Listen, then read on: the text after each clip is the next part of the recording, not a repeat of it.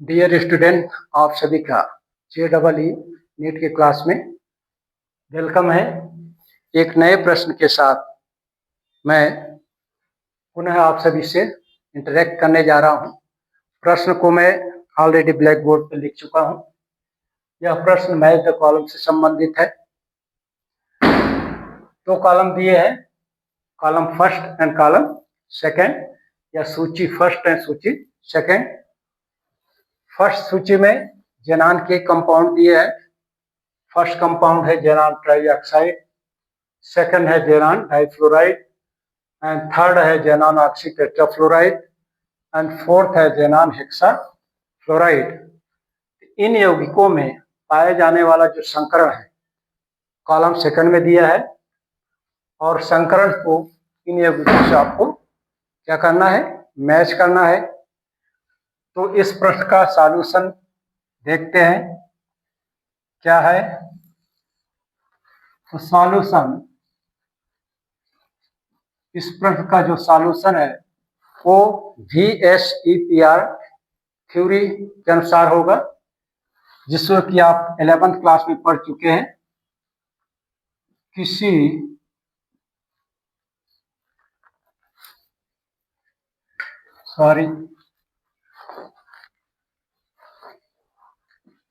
VSEPR सिद्धांत, जिसे theory कहते हैं, सिद्धांत के अनुसार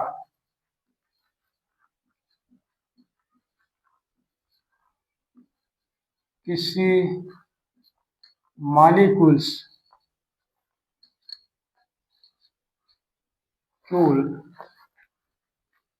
में पाए जाने वाले संकरण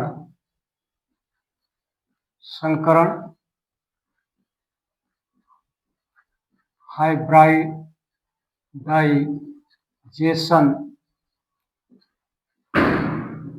स्टेरिक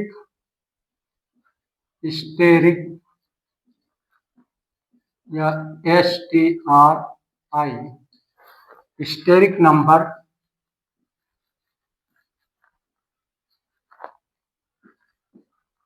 के आधार पर निर्धारित होता है। हेस्पर थ्योरी, जिसे कि आप 11th में स्टडी कर चुके हैं। हेस्पर थ्योरी ये बताती है किसी मॉलिक्यूल्स का जो ज्योमेट्री होती है या उस मॉलिक्यूल्स में पाया जाने वाला जो संकरण होता है वो एक स्टेरिक नंबर होता है। उस स्टेरिक नंबर के आधार पे निर्धारित किया जाता है। स्टेरिक नंबर का मतलब है steric number is equal to BP plus का LP। BP मतलब बॉन्ड पेयर एंड LP मतलब lone pair present in the molecules. तो BP मतलब बॉन्ड पेयर एंड LP मतलब lone pair, number of bond pair and number of lone pair. इनकी संख्या count कर लेते हैं, इन दोनों को सम कर लेते हैं। इन दोनों के सम को क्या बोला जाता है, steric number. If steric number क्या होता है, 2 आता है, 2 होता है, मतलब bond pair and lone pair की जो सम है वो 2 होता है। तो वो sp संकरण को इंडिकेट करता है, उस मॉलिक्यूल्स में sp संकरण मिलेगा। यदि स्टेरिक नंबर की वैल्यू 3 होती है तब उस मॉलिक्यूल्स में पाए जाने वाला जो संकरण होगा वो sp2 होता है। इसी प्रकार यदि स्टेरिक नंबर 4 आता है, उस मॉलिक्यूल्स में पाया जाने वाला संकरण sp3 होगा। Similarly, if the value of steric number is 5, then उस मॉलिक्यूल्स में जो संकरण होगा वो क्या होगा, sp3d होगा। इसी प्रकार अगर स्टेरिक नंबर की वैल्यू 6 आती है तो उसमें पाए जाने वाले संकरण कौन होगा, sp3d2 होगा। और यदि स्टेरिक की वैल्यू 7 आती है तब जो संकरण होता है वो होता है sp3d2 संकरण। तो स्टेरिक वैल्यू या स्टेरिक नंबर के आधार पे किसी मॉलिक्यूल्स में पाए जाने वाले संकरण को इस तरह से हम डिटरमाइन करते हैं। तो चलते हैं पहले ऑप्शन की तरफ। फर्स्ट ऑप्शन में दिया है जेनान ट्राइऑक्साइड, या इसको रफली आप इस तरह से कर सकते हैं, xenon double bond O and double bond O। ठीक, जेनान के आउटर मोस्ट ऑर्बिट में total number of valency cell,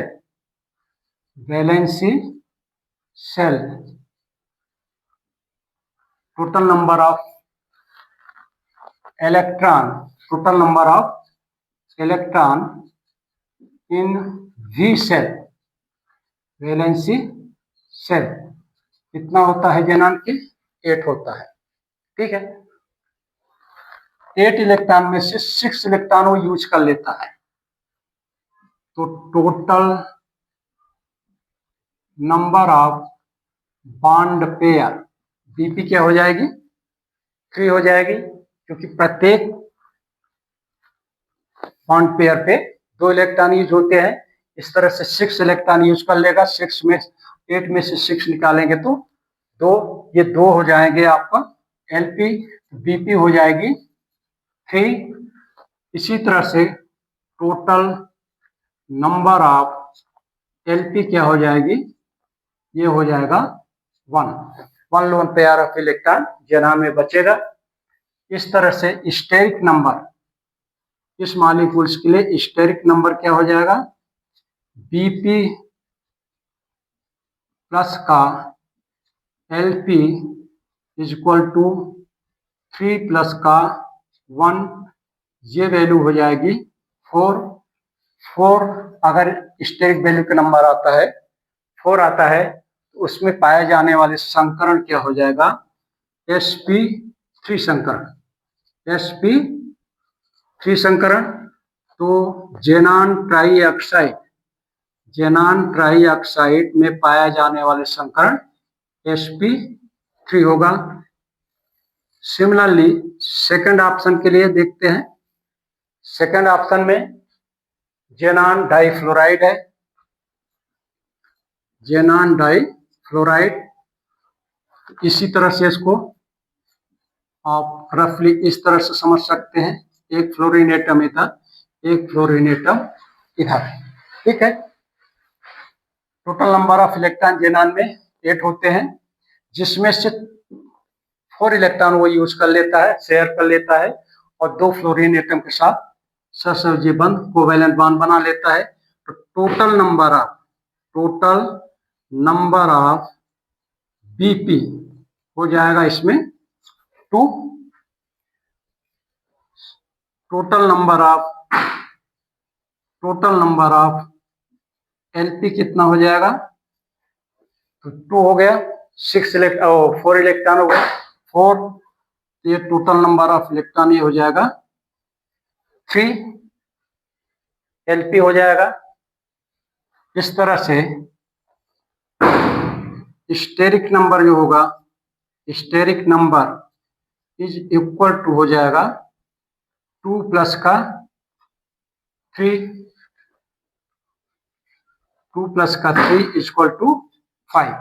यदि स्टेरिक नंबर की वैल्यू आती है 5 तो संकरण क्या होगा, sp3d। तो B जो है जेनान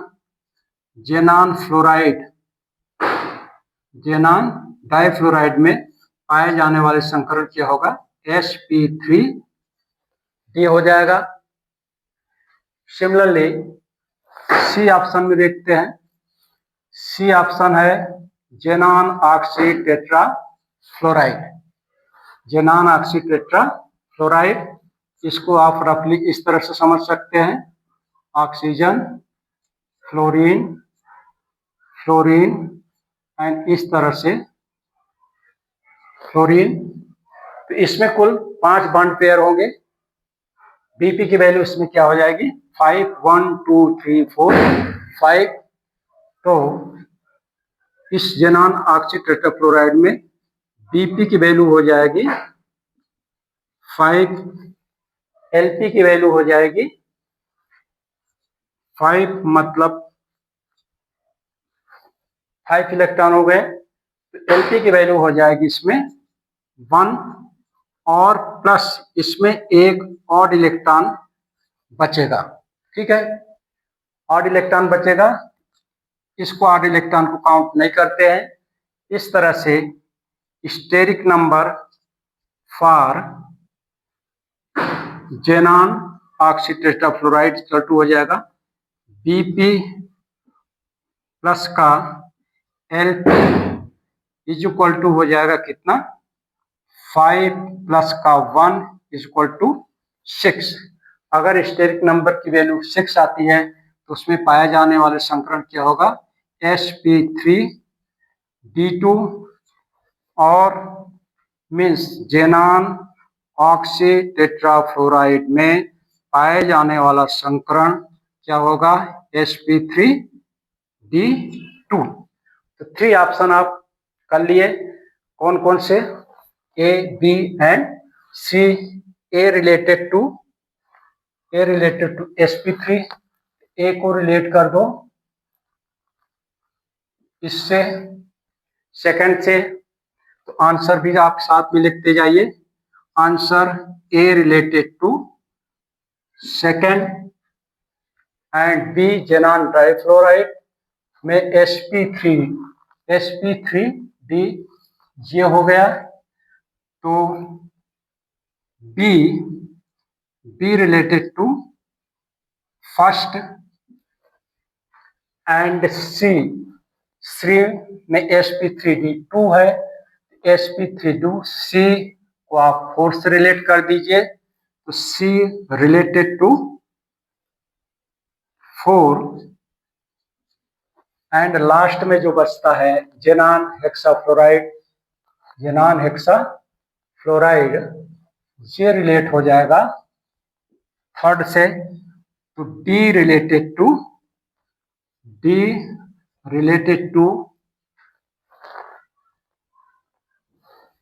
sp3 थर्ड। इस तरह से इस प्रश्न का आंसर माय डियर ये होगा, first option related to second and second option B is related to first and C is related to fourth and D is related to third. इस तरह से इस प्रश्न का आंसर ये होगा।